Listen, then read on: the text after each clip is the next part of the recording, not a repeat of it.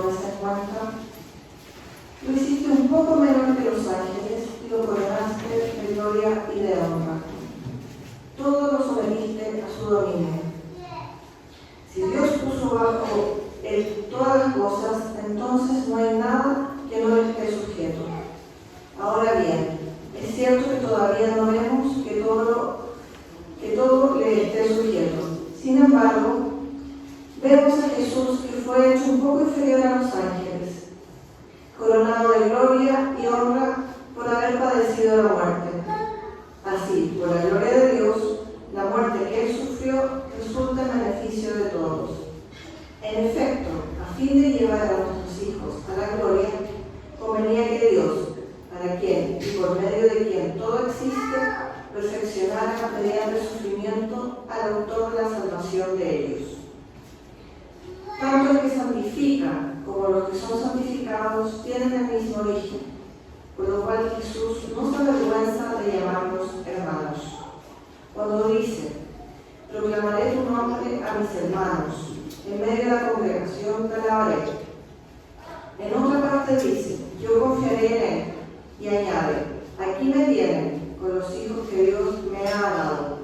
Por tanto, ya que ellos son de carne y hueso, él también compartió esa naturaleza humana para anular, mediante la muerte, al que tiene el dominio de la muerte, es decir, al diablo, y liberar a todos los que por temor a la muerte estaban sometidos a esclavitud durante toda la vida. Pues, ciertamente, no vino en auxilio de los ángeles, sino a los descendientes de Abraham.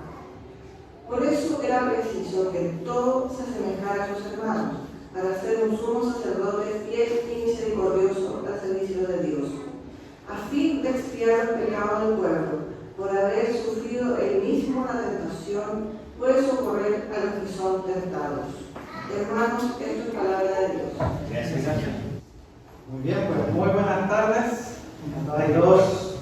Un gusto saludarles esta mañana o tarde ya de domingo. Para quienes no nos conocemos, me presento, mi nombre es Gustavo Sobarzo, miembro de esta iglesia ya hace varios años atrás y invitado a seguir como predicador laico. Hoy día traigo la reflexión en torno a este pasaje y en torno a este tema, que es conociendo a Jesús como hombre o como ser humano. Para quienes nos han estado acompañando en la última semana, recordemos que estamos en una serie de sermones en los cuales estamos conociendo a la persona de Jesús en muchas dimensiones diferentes. Y la semana pasada justamente estábamos hablando acerca de Jesús como Dios. Y hoy día me toca a mí el privilegio y la responsabilidad también de presentar o recordarnos mutuamente cómo entendemos a Jesús también como un ser humano, como un hombre 100% a la vez que no deja de ser Dios. Así que bueno, es un gusto para mí poder acompañarles en este tiempo de reflexión y les invito a que podamos orar para partir juntos este momento. Padre Celestial, gracias te damos por la vida de Jesús. Gracias te damos por la bendición que nos da hoy de poder reunirnos, de poder hablar sobre Él, de poder aprender sobre Él y sobre todo el desafío que nos das a seguirlo, a ser sus discípulos. Te pedimos, Dios, que nos hables durante este tiempo, que uses las palabras que yo diga para tu gloria y que podamos salir de acá desafiados y animados a cambiar nuestra forma de vivir. Te lo pedimos, Señor, en el nombre de tu Hijo Jesús. Amén. Amén.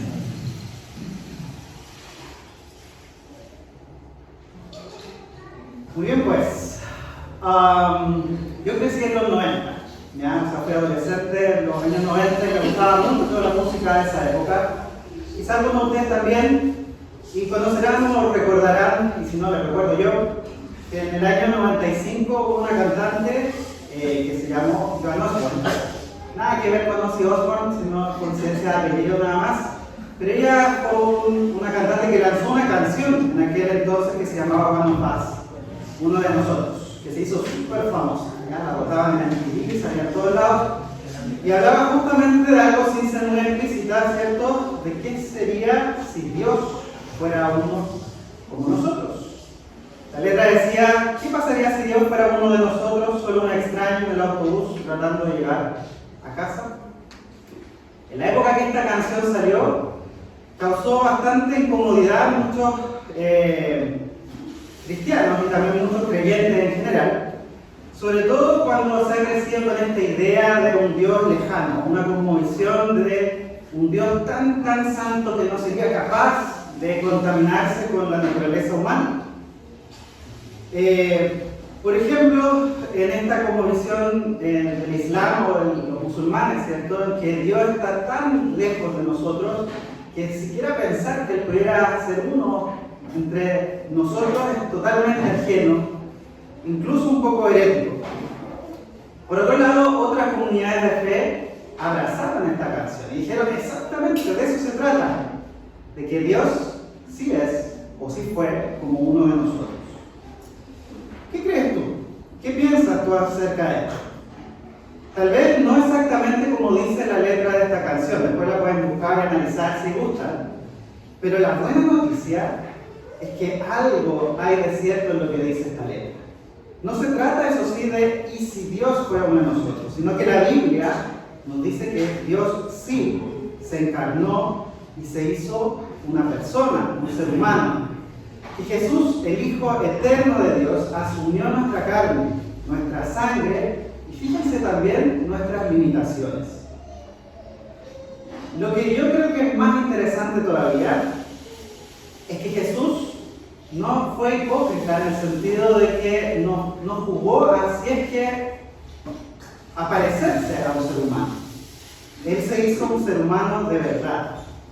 Y mi propósito en este sermón es que hoy día pensemos por qué esto es tan importante para nosotros hoy día y cómo puede cambiar nuestra forma de ver a Dios, pero también nuestra forma de vernos a nosotros mismos. Quiero proponer 3 puntos para hoy. El primero de ellos es ayudarnos a pensar de que Jesús asumió la plena humanidad, y ahí subrayo eso, plena humanidad, sin dejar de ser Dios. Hebreos 2:14, que leíamos recién, lo dice así: así que por cuanto los hijos participaron de carne y sangre, Él también participó de lo mismo.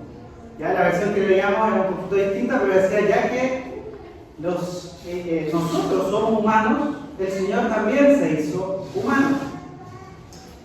Jesús entonces no es que se disfrazó de un humano. Ya, no es que Él venga y digamos Dios decide en algún momento hacer una especie de turismo celestial, ¿ya?, para volver después a su trono sin haberse manchado, sin haber sentido.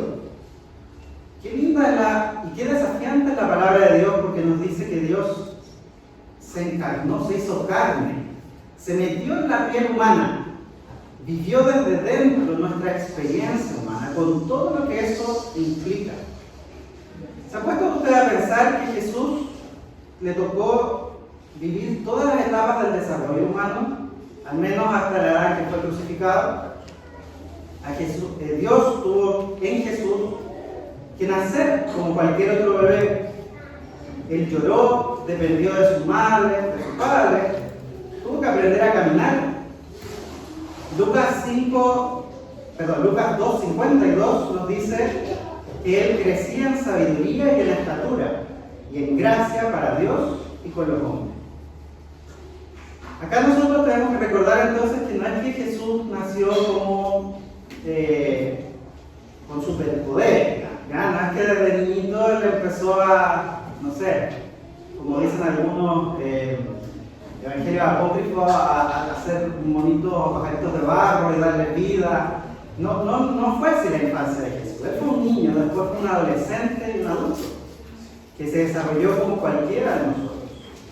Y la Biblia muestra sobre su humanidad. El sermón pasado algo de esto también nos recordamos, ¿cierto? En distintos pasajes de los evangelios del Nuevo Testamento donde nos habla de la humanidad de Jesús.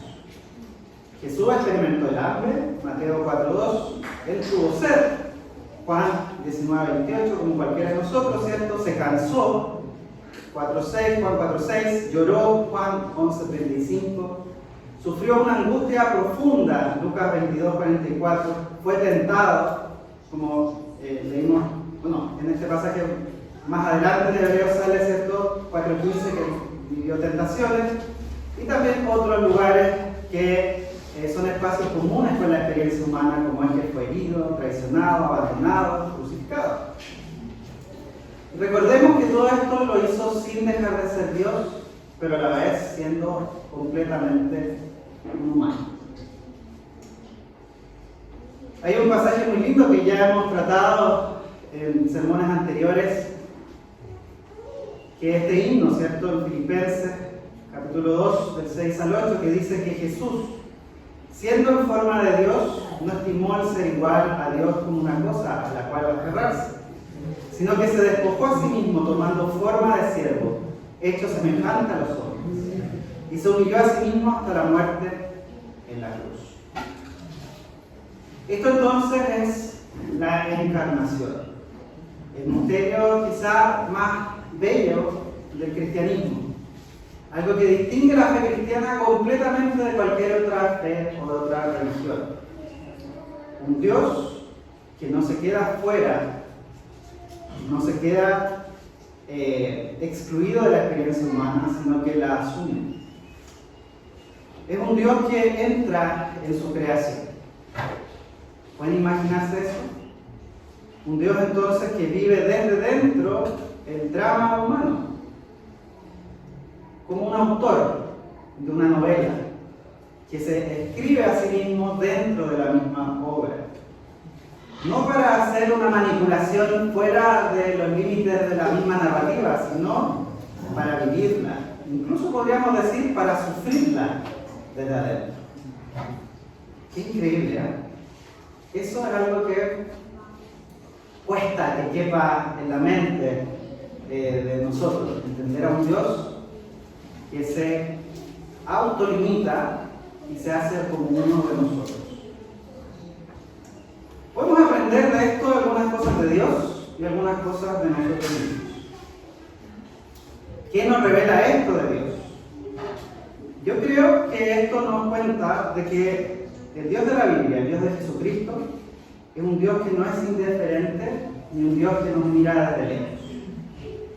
No somos como bichitos en una placa Petri y que Dios nos observa simplemente cómo funcionamos. Él no tampoco al problema del pecado ofrece una solución técnica. Ya un decreto listo que perdona los pecados y ya, o algo que nos borra, ¿cierto?, del mapa y simplemente Él sigue con otra creación. No. En Jesús, Dios se hace vulnerable. Se pone en fila con los pecadores. Pensemos en Jesús, cómo Él se deja tocar por la lepra, por la pobreza, incluso por la traición. Y eso nos permite a nosotros identificarnos con Él. Porque Dios, en Jesús, ya no es un Dios abstracto, es un Dios con un rostro humano, con heridas probablemente como las nuestras. ¿Y qué nos dice eso de nosotros?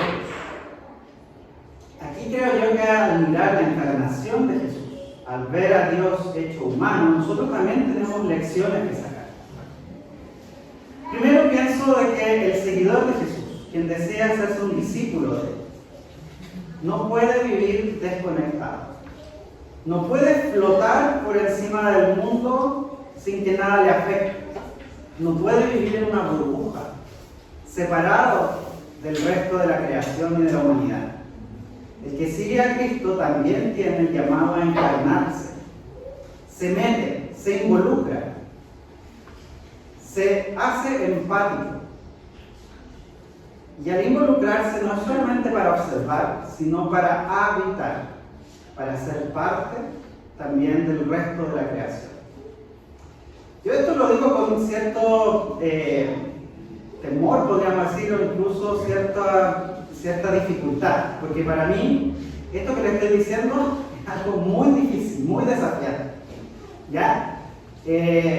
La sociedad, el mundo y nuestro propio egoísmo nos invita a separarnos, a desvincularnos, a salvarse cada cual como pueda. Y a veces los creyentes tenemos ese riesgo, como nos entendemos salvos, ya decimos, ya, nos salvamos, chao, con el mundo, ¿no? Nos desconectamos. Pero no, el Señor nos llama a ser sal y luz.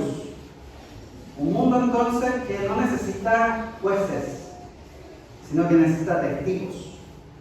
Testigos que estén dentro del mundo, tal como lo hizo Jesús. Y ahí tenemos que pensar un poquito en cuál es nuestro contexto hoy. ¿A dónde es que estamos llamados a involucrarnos y cómo? Yo creo que hoy día Jesús no se identificaría con los influencers, ni tampoco con los CEOs de las empresas, con los presidentes, con los líderes políticos, ni líderes religiosos, ni nadie que tenga privilegios, sino que Jesús hoy día, al igual como lo hizo en el primer siglo, ¿cierto?, nacería en una población marginada, se movería entre las mujeres violentadas, los migrantes, los estudiantes endeudados, los ancianos abandonados, los pueblos indígenas despreciados. Jesús siempre lo hizo desde los márgenes.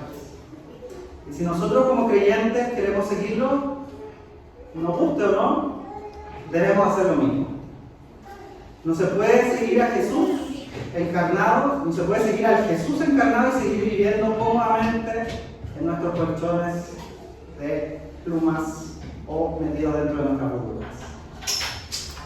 El Señor de Jesucristo no se va a aferrar a sus propios privilegios, no va a buscar su propia satisfacción primero, no se va a conformar con el egoísmo. Por eso creo yo, y le invito a pensar en esto, en la encarnación, en el Jesús hecho hombre, ser humano, no como un dato teológico. ¿Ya? Para mí y para nosotros debe ser una invitación misionera, un llamado misiológico, podríamos decir. Es decir, compromete nuestro cuerpo también.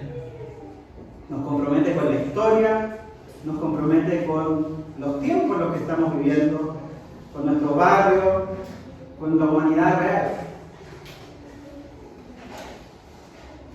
Les invito entonces a algunas preguntas de reflexión en torno a este primer punto. Jesús asumió plena humanidad sin dejar de ser Dios. ¿Con quién te estás identificando tú? ¿A quién, entre comillas, estás encarnando? ¿A quién miras o admiras? Porque a ellos te vas a parecer. ¿En qué contexto estás habitando? ¿Conoces tu contexto? Y esto se refiere a la familia que tenemos, al lugar donde trabajamos, a nuestros vecinos, nuestros barrios. ¿Qué contexto estás habitando? ¿Y dónde estás encarnando tu fe? ¿Estás pareciendo un seguidor de Jesús en estos contextos? ¿O la verdad es que nadie sabe de ti? ¿O nadie sabe de Jesús al que sigues? Les cuento que algo muy propio, muy personal. Yo soy profesor en la universidad, yo hago clases de microbiología a los veterinarios en una universidad privada. Y la verdad yo soy bien abierto con mi fe, pero también no es que yo esté predicando en cada clase. Me contrataron para enseñar sobre bacterias, no estar hablando necesariamente de otras cosas. Entonces, yo la verdad que asumo mi fe muy naturalmente en las conversaciones de pasillo, en el día a día. Pero a veces no mesuro lo que impacta a mis estudiantes el tener un profesor cristiano. Esta semana que recién pasó, un ex alumno, un colega, ahora que se tituló hace poquito, me escribió, me mandó un mensaje y me dijo: profe, porque todavía me dice profe, me encantaría hablar con usted, porque sabe, yo estoy investigando acerca de la espiritualidad y la religión y yo sé que usted es una persona espiritual y quiero conocer acerca de su fe. Así que yo me alegré, me sorprendí también, porque claro, a él nunca le dije yo, mira, yo soy cristiano, me encantaría hablarte, no. Simplemente ahí vi que algo se estaba reflejando y que a él le causó curiosidad y me alegro mucho. Así que les pido que vayan también para esta conversación. Jesús hecho hombre. Segundo punto que nos invita a conversar este texto de Hebreos. Su humanidad, y Jesús, ¿cierto?, lo capacita para ser nuestro representante y sumo sacerdote. El versículo 17 que recién leímos dice: por lo cual debía ser en todo semejante a sus hermanos, para venir a ser un sumo sacerdote misericordioso y fiel. Esto creo que es importante, como para también complementar lo que acabamos de hablar sobre la humanidad plena de Jesús. No se trata solamente de que Dios comprende cómo nos sentimos, no es esa el propósito último de la encarnación. También debemos pensar que Jesús nos representa delante del Padre. Es nuestro sacerdote porque es verdaderamente uno de nosotros. En el Antiguo Testamento, el sacerdote, ustedes recuerdan, ¿cierto?, era quien entraba a la presencia de Dios. Él llevaba entonces al pueblo de Israel delante del Señor, de la presencia del Dios Santísimo, ¿cierto? Y su tarea era interceder, presentar sacrificios, básicamente mediar entre el Dios Santo y el pueblo pecador. Pero todos los sacerdotes descritos en el Antiguo y también en el Nuevo Testamento eran imperfectos, ¿ya? Eran débiles, temporales, tenían un rol, ¿cierto?, que era por un periodo limitado. Jesús, en cambio, es distinto en ese sentido porque Él realiza esta labor de manera definitiva, perfecta y eterna. Y lo que es más increíble todavía, o más asombroso, digamos, es que Él no solo lleva nuestras cargas ante Dios, sino que Él mismo se presenta como sacrificio. Como dice el versículo 14, que ya leímos recién, dice: así que por cuanto los hijos participaron de carne y sangre, Él también participó de lo mismo, para destruir por medio de la muerte al que tenía el imperio de la muerte, esto es, al diablo. Jesús vence al enemigo desde adentro de nuestra condición humana. Eso es, nuevamente, muy asombroso. No se trata de una pelea celestial, ¿cierto? Una pelea, digamos, fuera de esta dimensión, sino que Jesús, ser humano, ¿cierto?, en nuestra carne, vive entre nosotros, muere clavado en una cruz desde la vulnerabilidad, desde la debilidad, pero completamente obediente. Él vence entonces siendo ser humano, siendo siervo. Este episodio tan único y tan necesario en la historia de la creación, recordemos que no es una idea improvisada, no es un plan B.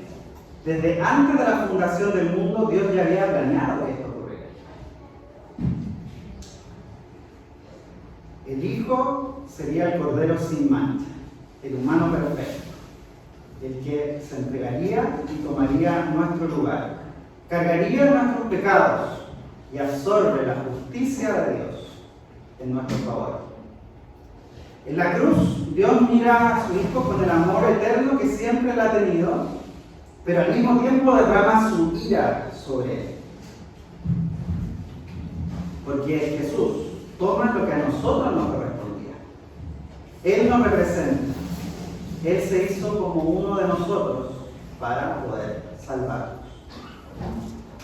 Aprendemos de nuevo de este concepto de Jesús como sacerdote definitivo, entonces, en la humanidad que Él tenía. Aprendemos cosas sobre Dios y también sobre nosotros. ¿Qué creo yo que aprendemos sobre Dios? Aprendemos sobre Dios que Él cumple su palabra, definitivamente, porque esto es algo que venía ya desde antes, prometido. Pero también de que Él no se desentiende de nuestra fragilidad. Él entra en la historia, se compromete, toma una forma humana, no por curiosidad, sino para cargar con nuestro pecado. Su fidelidad es tan profunda que no escatimó ni a su propio Hijo, y su misericordia es tan grande que decidió salvarnos desde dentro. ¿Qué dice esto de nosotros? Dice que necesitamos un representante, que no podemos salvarnos solos, no podíamos salvarnos solos. Que el problema del pecado no se resuelve con un esfuerzo moral, ni con religión. Necesitamos un mediador, necesitamos un sacrificio perfecto, necesitamos a Cristo. Pero también dice que somos amados. Porque si Dios decidió este camino desde antes de la creación, si es que pensó en ti, desde antes de los siglos, entonces tu vida tiene un valor que no depende de tu desempeño, sino de su amor. ¿Qué preguntas podemos reflexionar acá sobre esto? ¿Vivimos como alguien que necesita un mediador? ¿En qué pongo mi confianza cuando fallo? ¿En mí mismo o en Cristo? ¿Cómo cambio mi forma de ver a Dios al saber que Él se hizo como yo para salvarme?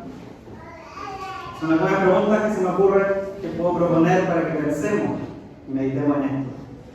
En Dios, entonces, en Cristo, como nuestro sacerdote.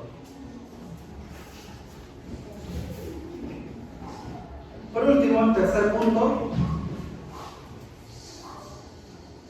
que Él vivió nuestra experiencia, sufrió nuestras tentaciones y vivió sin pecado. Esto lo vemos en el versículo 18, donde el pasaje que leímos concluye diciendo: pues en cuanto Él mismo padeció siendo tentado, es poderoso para socorrer a quienes son tentados. Ya es una versión paráfrasis. En varios puntos en el Nuevo Testamento vemos que Jesús fue tentado. Él realmente experimentó un tironeo, una lucha interior. ¿Ya? Eso creo que vale la pena ser conscientes. ¿Ya? Él vivió la tentación. Él fue atraído por lo inmediato, tuvo la presión de lo humano, luchó. Ya dijimos antes que él como humano sintió hambre, cansancio, abandono, desilusión, tantas cosas que fueron también tentaciones. Él sintió lo que tú sientes, él sintió lo que tú vas a sentir esta semana en algún momento, pero él no pecó, él no cayó, pero sí caminó por donde tú y yo caminamos. Y porque caminó, nos puede socorrer. Él está con nosotros, nos entiende, nos fortalece, nos toma de la mano en medio de la tentación. No hay dolor que Él no haya experimentado, no hay angustia que le sea ajena, no hay cruz que Él no haya llevado primero. Por eso podemos acercarnos confiadamente delante de Él, porque Él ya vivió lo que vivimos nosotros. Podemos verlo, como dice este pasaje de Hebreos, como un hermano mayor, que ya abrió el camino.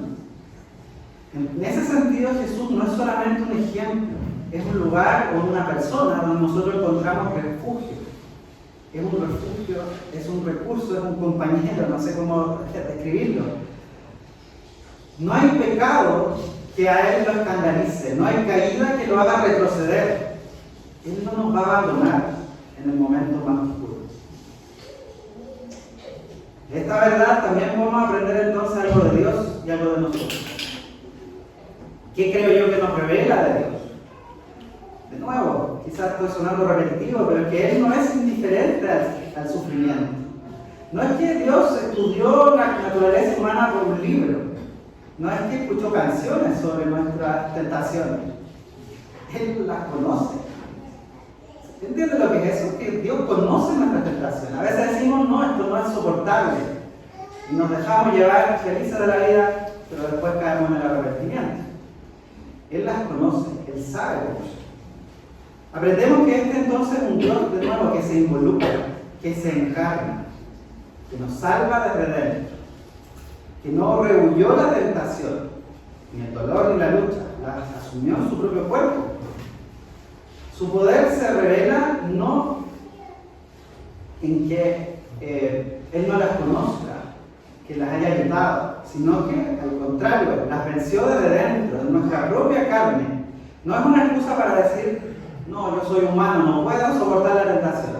El Señor Jesús nos muestra que sí, que se puede.